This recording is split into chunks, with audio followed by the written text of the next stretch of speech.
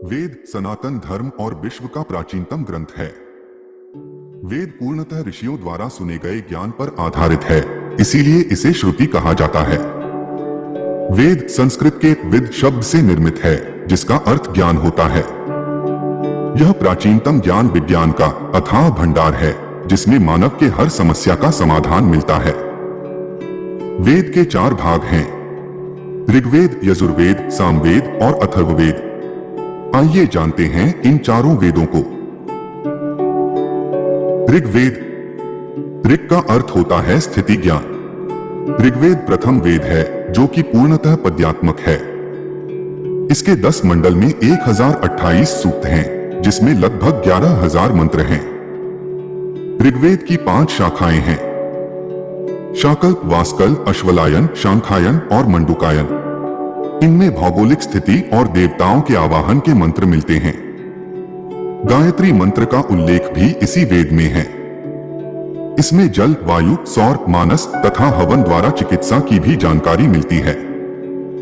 यजुर्वेद। यजुर्वेद 2 शब्दों से मिलकर बना है, यत और जु।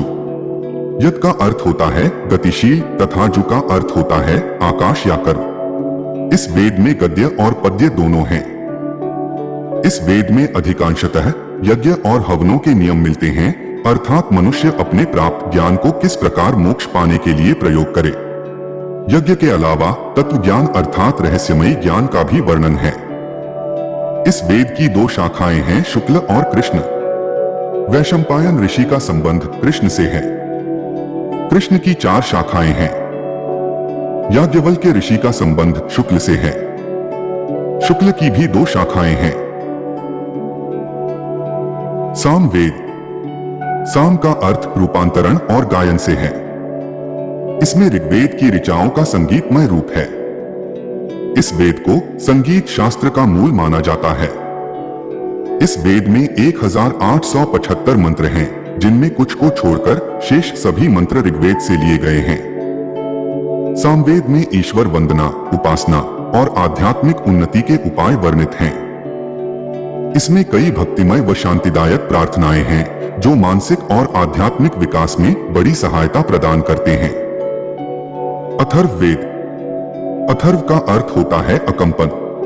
अथर्ववेद विज्ञान और तकनीकी ज्ञान का समावेश है, जैसे कि मनोविज्ञान, समाजशास्त्र, अर्थशास्त्र, कृषि, आयुर्वेद, गणित, ज्योतिष, भौतिक व रसायन शास्त्र आदि। इस वेद की रचना सबसे बाद में हुई। इस वेद में कुल 5687 मंत्र हैं। यह वेद ब्रह्म ज्ञान का उपदेश भी करता है और मोक्ष का उपाय भी बताता है, इसलिए इसे ब्रह्म वेद भी कहते हैं। वेद एक महासागर है, जिसमें लगभग इहलोक एवं परलोक संबंधी समस्त तत्व समाहित हैं, तथा मानव के समस्याओं का समाधान इसमें लिखित है। वेद दुनिया का प्रथम ग्रंथ होने के साथ साथ एक ऐसा ग्रंथ है जिस पर आज तक किसी ने कोई सवाल खड़ा नहीं किया, क्योंकि वेदों में लिखी बात तार्किक और वैज्ञानिक दोनों दृष्टिकोण से सही साबित होती है। यूनेस्को द्वारा इसे मानव इतिहास के प्रथम साहित्यिक दस्तावेज की संज्ञा दी गई है। वेद के ज्ञान को सहेज कर रखने के लिए हमारे ऋषि मुनियों ने बहुत परिश्रम किया है। इसलिए यह हमारा कर्तव्य बनता है कि समय मिलने पर हम सब भी वेद का अध्ययन अवश्य करें तथा इसकी महत्ता को दुनिया तक पहुंचाएं।